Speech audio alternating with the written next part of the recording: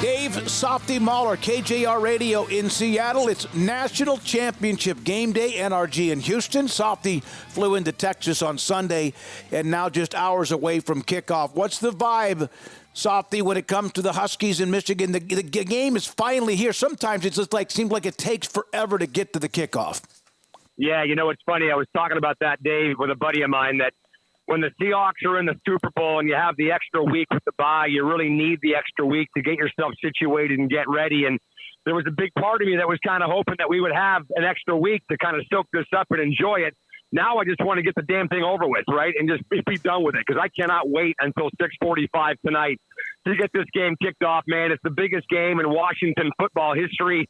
I mean, outside of Georgia or Alabama or maybe Ohio State or Clemson, what program would not play in a game like this and say it was the biggest game they've ever played? So I'm ready for tonight. Lots of purple and gold. Lots of Husky fans have made the trip down here. Let's rock and roll, baby. Come on. How ironic, and I just thought about this earlier today, that they're playing Michigan, who they beat when they won the national championship after the 91 season. Yeah, 34-14, 92 Rose Bowl.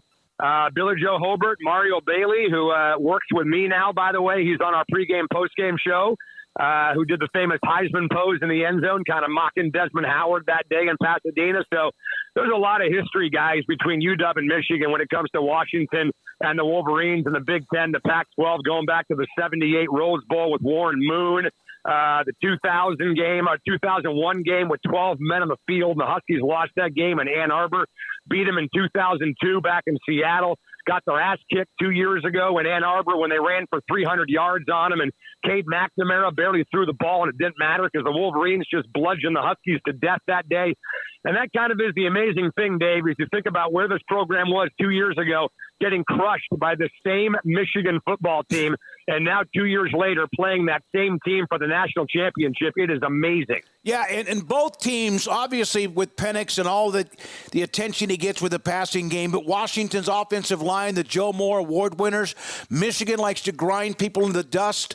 Man, is this a bully fight tonight in some ways? I think it is, and I think Washington can play that kind of game. There's a lot of people, for some reason, that don't think that Washington can play that kind of game. And frankly, I don't get it. I think it's being lazy. I think Booger McFarland is lazy. I think he's an idiot, to be honest with you. Keeps talking about big boy football. Now he's doing it, I think, just to piss people off and just stir the pot, Dave, to be honest with you. But Washington played big boy football against Oregon State. They played big boy football against Utah. They did it against Sweat and Murphy last week in the Sugar Bowl, for God's sakes, and did it twice against Oregon. So I don't know where that comes from. I mean, this might be a different brand of big boy football tonight that we'll see in Michigan. But I thought UW, against a really good Texas defensive line, held their own. Michael Penix was not sacked. He was not hit in that game last week against Sweat and Murphy. So I like their chances tonight against Michigan, man. Could it then come down to who dictates the pace of the game? Absolutely. I think if Washington gets up early and forces J.J. McCarthy to throw the football, that's not what Michigan wants to do at all. They want to grind it out with Blake Corum, man. You guys know that. Look, no disrespect to Roman Wilson or anybody else on that football team, but they don't have the wide receivers that Washington has. And frankly, I don't think they have the wide receivers that Texas has with Mitchell and Worthy and even Sanders, the tight end. I don't think Michigan has those types of weapons on the outside. So if Washington can force Michigan to throw the football, maybe get a break on a punt or a kickoff return or even an interception or a turnover and go up 14 points or 10 points in this game, we'll see if Jim Harbaugh decides to kind of, press the issue and start to throw the ball when they're down double-digit points. And that's one of the other kind of great, I think, angles on this game tonight, Smokey, is that there's a great history between Seattle and Jim Harbaugh going back to his days with the 49ers. And here we are yet again with a chance to get Jim Harbaugh in a big game on the national stage, just like they did in 2013 in the NFC Championship game. What is your own gut instinct on Harbaugh's future? Is this his last game at Michigan, you think? I think it is, yeah. I think Jim Harbaugh's sick and tired of college football. He's sick and tired of the NCAA. I think there's too much allure to the NFL. Coaches work a lot less in the NFL than they do in college football. The only thing that would keep Harbaugh at Michigan is because it's Michigan, right? So I think Jim Harbaugh has been longing to get back to the NFL. There's too many good jobs open right now with too many good quarterbacks, like the situation in Carolina with Bryce Young and the situation with Justin Herbert in L.A. I think it is his last game in college football, and I wonder how the Wolverines play for him, by the way. What was the reaction with Kalen DeBoer was hired, and what is he thought of now with what he's done in such a short amount of time? I think it's been unbelievable, Dave. I mean, nobody could have seen this coming with him. They were 4-8 2 years ago. They lost the Apple Cup. They got hammered by Washington State. Jaden DeLora was planting the flag on the 50-yard line. He's since transferred to his second school since then, by the way. But here we are 2 years later after going 4-8, and Kalen DeBoer is sitting here at Washington, and he's 25-2 in 27 games. I mean, nobody could have seen this coming.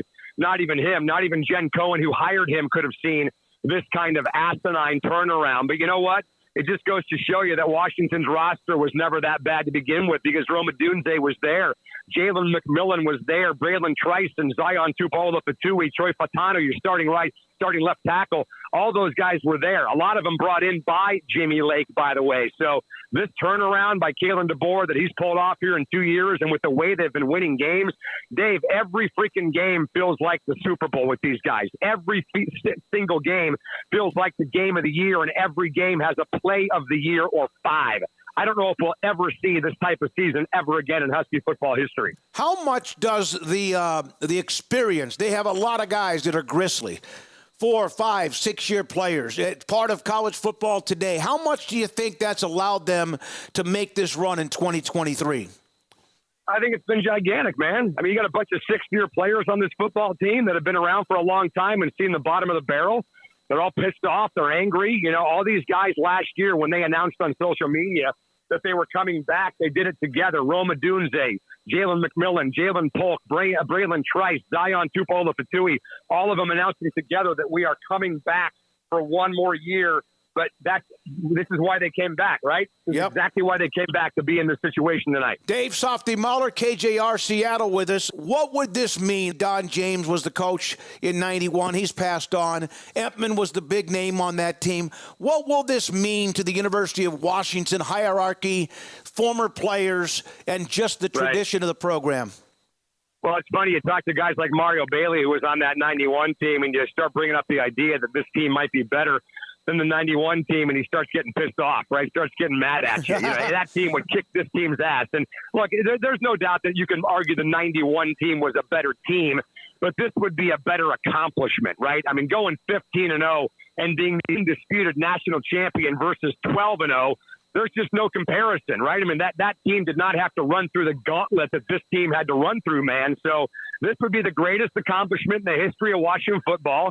And for people like me that are big Seahawks fans and big Mariner fans, but just bigger Husky fans, it'd be the greatest thing I ever saw. I'm 50 years old, Dave, and if they can pull this off tonight, it'd be the best thing, the greatest thing I've ever seen as a sports fan in my life. It'd be one of the greatest days of my life if they can get this done tonight. They play with their foot a little bit. They almost threw it up, choked on it against Texas at the end of that game.